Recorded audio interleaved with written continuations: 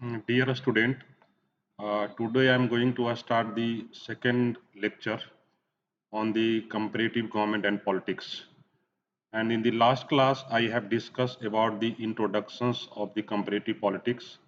And today I am going to discuss their important features. What are the important features of the uh, comparative government and politics? Studied class, I have discussed about the comparative politics, and that is the main theme of the comparative government and politics, that is comparisons. And we are now looking key what are the important features, how they are significant in the political science, and this is very important subunit of the comparative government and the politics. So let's try the next second unit, that is related to the this one, that is called we have to the silent feature. That means when we're talking about the silent feature of comparative government and politics, comparative government and politics is characterized by several silent features that is distinguished. It is a unique field within the political science. Here, some of the important key features of the comparative government and politics. First important features, that is called cross-national comparisons. That means कि when talking about the cross-national, that means कि this cross-national indicates it's beyond the nation's state and beyond the nation boundary. That means कि when we are studying not within the nations within the state, but sometimes we also study the beyond the state and talking about the cross national comparisons, and maybe comparisons at one stage we call the core. Comparative government and politics involve the systematic comparisons of political systems, institutions, process, and policy across different countries. This comparative approach allows scholars to identify patterns, similarity, and difference that help in the understanding of the political dynamics. That means कि when we talking about the cross national comparisons, we can select different kind of the system, we can select the different kind of the institutions, process, and maybe select the different policy for the study of the different country. Suppose we want to study in the comparative government and politics, India and Bangladesh. What is the reason behind the poverty? And maybe study the both country have the somehow the democratic set of the governance, but somehow there is different kind level of the poverty in both the country, and we can find the some kind of the conclusions. This country India has the different level of the poverty, and Bangladesh have the different level of the poverty. So this is called the cross national comparisons. We can also study the different kind of the violence within the state, either in India or maybe some kind of the different regions like the Pakistan or Sri Lanka. So this is the cross-national comparison. That means कि when we talking about the uh, silent feature, so this is a very important thing. We can select two or more country. We can select any kind of the issue topic for the study purpose, and these political system have maybe different institutions, somewhere maybe political setup like the democratic setup, some where maybe different kind of the military kind of the setup of the institutions, somewhere maybe adopted different kind of the policy and programs. That means this is the cross national comparisons, and when we study, this is the very important features of the comparative government and politics. That means कि this is the sub-regional types of the study. Second features of that is called the multidisciplinary approach in the governments and politics.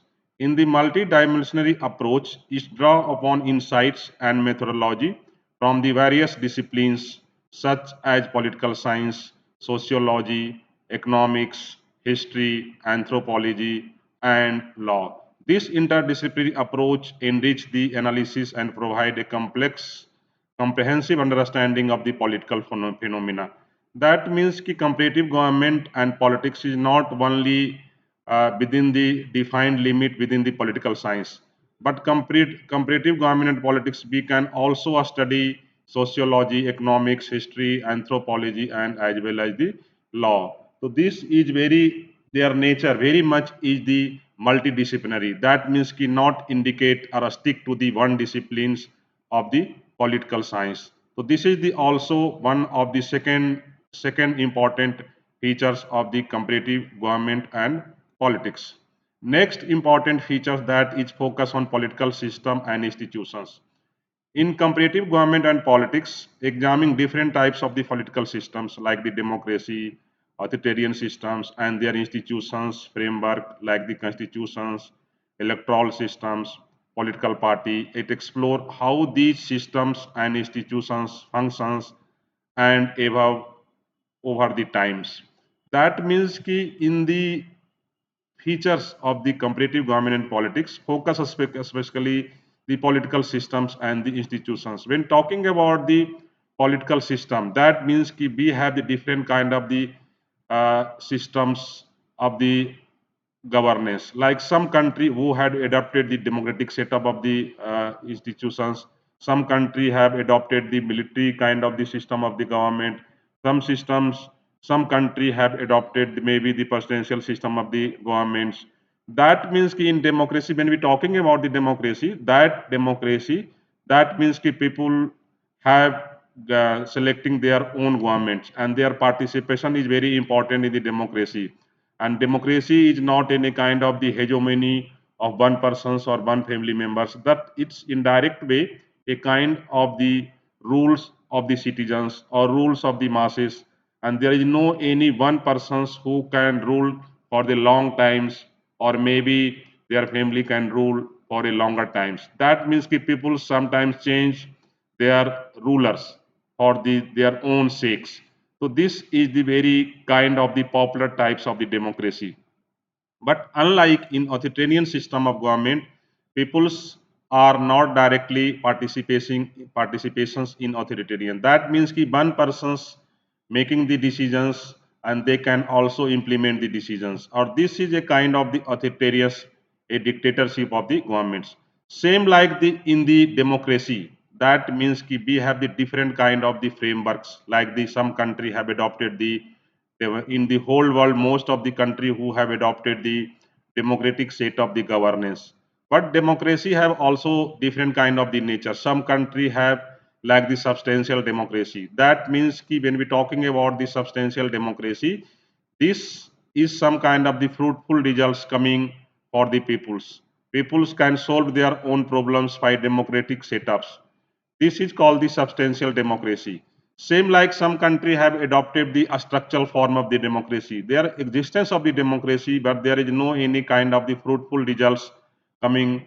Institutions or a state have not successful in eliminations of the poverty. A state are not successful in providing the health, rule of law, good governance, and all the things. So these kind of the democratic setup is called the a structural form of the democracy. But in the liberal democracy is also one of the important framework of the governance. And when we're talking about the liberal democracy, that means key peoples have some kind of the choices. There is some kind of the multi-party systems, and there is availability of more than two political party. And peoples had some kind of the votes. That means key participations in electoral politics. So this is the liberal democracy. Liberal democracy is good for the citizens. Liberal democracy is good for their own policy and all the things. Sometimes the electoral systems and political party. So this is also important features of the comparative government and politics that is focused on the political systems and institutions. In the next significant of comparative government, that is theory building and testing. That means ki in the political science, especially when we're talking about the comparative politics, this is very important things, especially for the scholars, those persons who are doing the research in the field of comparative politics. They are making some kind of the theory and develop hypothesis about the behavioralisms, governance, a state civil society relations. These theory are tested through the theory through the empirical research using comparative method, case study, and a statistical analysis. So that means ki as for the scholars, those persons who have selected a kind of the area, especially the comparative politics, and they are making there is different kind of the behaviors that is called the political behavior. When we're talking about the political behavior, that means the behaviors of the masses, how they behave towards the state and political institutions. They people are participating in electoral politics or not. They are active citizens or not. Same like a state are also some kind of their behaviors towards the peoples, how they are framework the policy, how can they make these program especially for the people's their needs. So this is a kind of the political behaviors in the states. Same like the governance. When we talking about the governance, governance is one of the important discourse, especially in the comparative government and politics. When we're talking about the govern that is a legitimate authority, and in addition to legitimate power, people's people are also participating in the government process. Suppose there is some kind of the legitimate agency like the executive, legislature, and judiciary, but civil society, corporate group is also delivering the goods and services. So that is called the governance, and governance is a basically a kind of the broader aspects. And sometimes we're talking about the good governance. When we're talking about the good governance, that means a kind of the accountable governments. There must be some kind of the transparency. There must be some kind of the economical governance. There must be some kind of the equity governance. And another kind of the part of the governance that is called the state civil society relationship. There are three stakeholders in the society. One is a state, second is market, and third is important that we call civil society. A state is primary holder in the providing of the basic amenity, rule of law, governance, basic amenity to the peoples. But sometimes they outsourcing to providing the basic services for the people to involvement of the corporate sector or markets. Whenever we need some kind of the be either looking towards the market or the estates. But sometimes market or estate both are become sometimes not fulfill their expectations. Then the role of the civil society becomes very important. And this is this third sectors who are very significant in providing of the expectations of the peoples. These theory are tested through the empirical research using comparative method, case study, and statistical analysis. That means key in comparative government and politics, some research or scholars who are doing the research in the field, they are making some kind of the hypothesis or making they taking the some kind of the test. So these are the important theory building and testings features of the comparative government and politics. Next important things that is called the historical and contextual analysis. That means कि when we talking about the understanding political phenomena, it requires considerations of historical context and socio-cultural factors that shape political developments. Comparative government and politics often analyze how historical legacy and cultural norms influence political institutions and practice.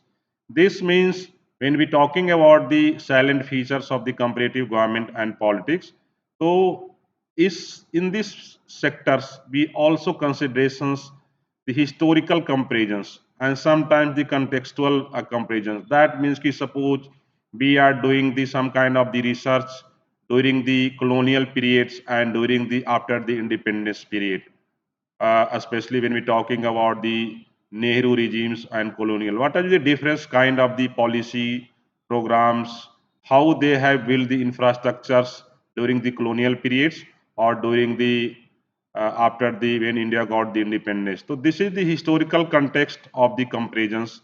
Sometimes the contextual analysis also socio-cultures analysis. What are the difference of the socio or cultures of a particular nations or another nations.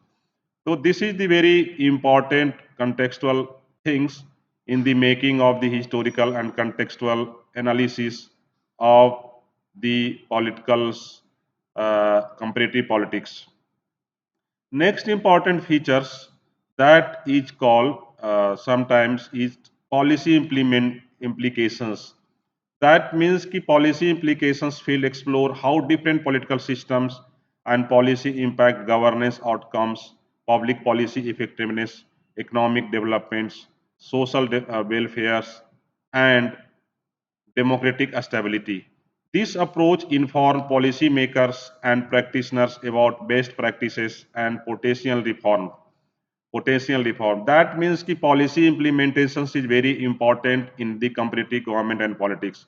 When we talking about the comparative government and politics, especially with the reference of the public policy, and in the public policy there is three important parts, that is public policy formulations, second important that is the policy implementations, and third important that is the policy evolutions.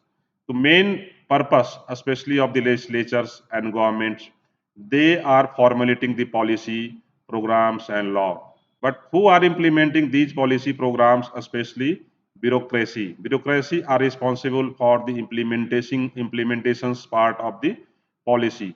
But after 1 decade, 5 years, 2 years, some programs who are longer term, long for the longer period, they are evaluated. What are their major impact? Especially suppose what are the impacts of the COVID vaccinations in India? What are the major impact of the pulse polio? What are the major impact of the Sarv Shiksha Abhiyans? Have any kind of the positive change in the society or not?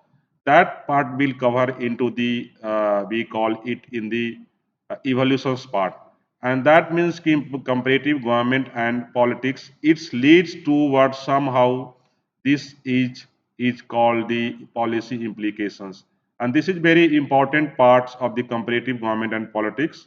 That means the role of the state, especially for the formulations of the policy, and this policy ultimately implemented in the society for their fruitful results, either in the educations, either in the health, or either in the different kind of the sectors.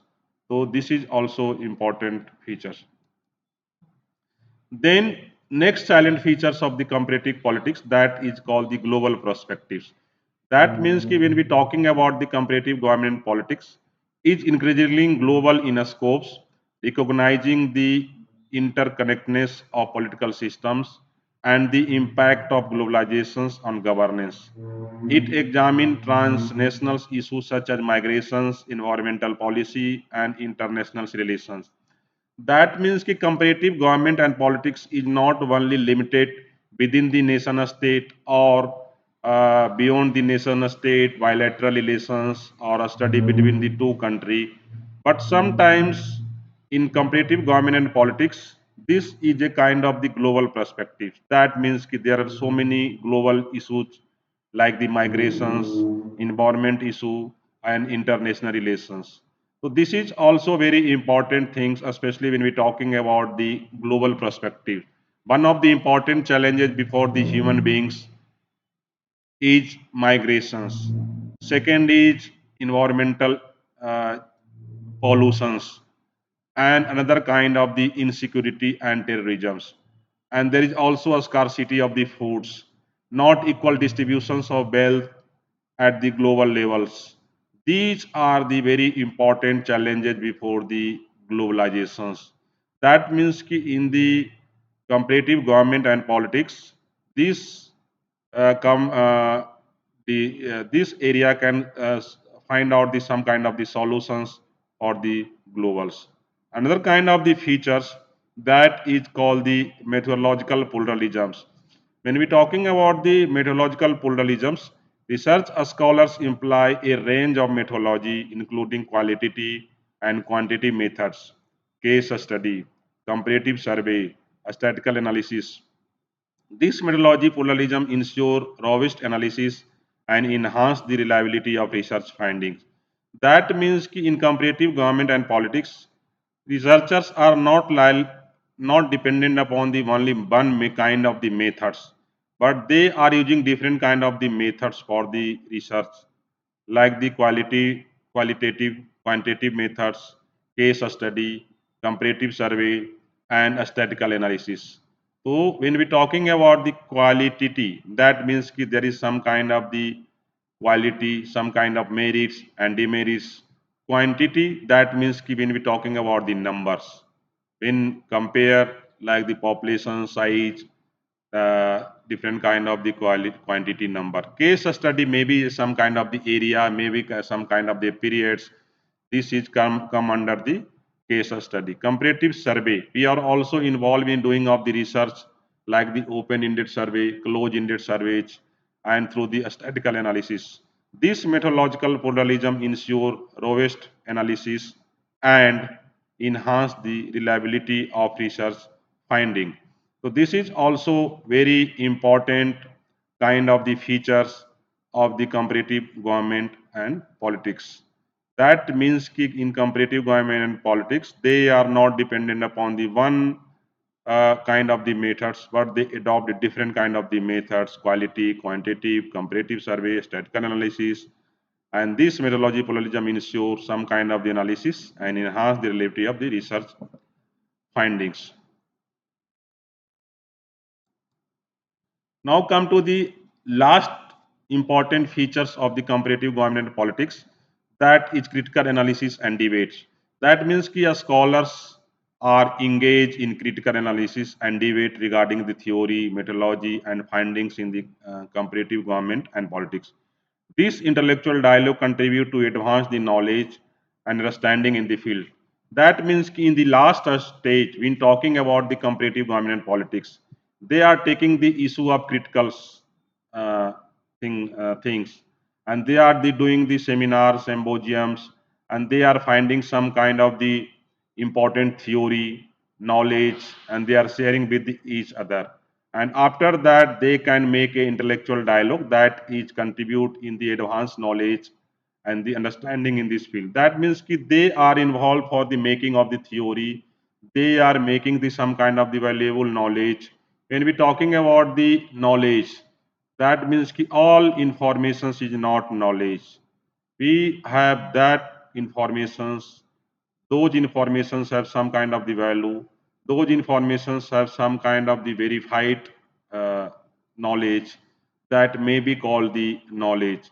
And where is knowledge produced? Knowledge are produced in the university, in the research institutions, and they are making the good quality of knowledge, and these knowledge are very helpful for the our globe, for the human beings in the different sectors. So this is the also very important things, critical analysis and debate, especially in the comparative government and politics. That means ki when we talking about the features, we have the different kind of the features. And now come to the come of the conclusion parts. That is overall comparative government and politics provide invaluable insights into the diversity of political experience worldwide, offering framework for understanding governance challenge, democratic transitions, policy innovations, and global political trends. It's continue to evolve as a new political dynamics emerge globally, making in a dynamic and essential field within the political science. That means कि comparative government and politics is very important area for the doing the some kind of the offering different kind of the governance, democratic transitions, policy innovations, and global political trends. This is very important units, especially of the comparative government and politics, that are going to the very helpful, especially for the political science students to understanding the political systems. Thank you.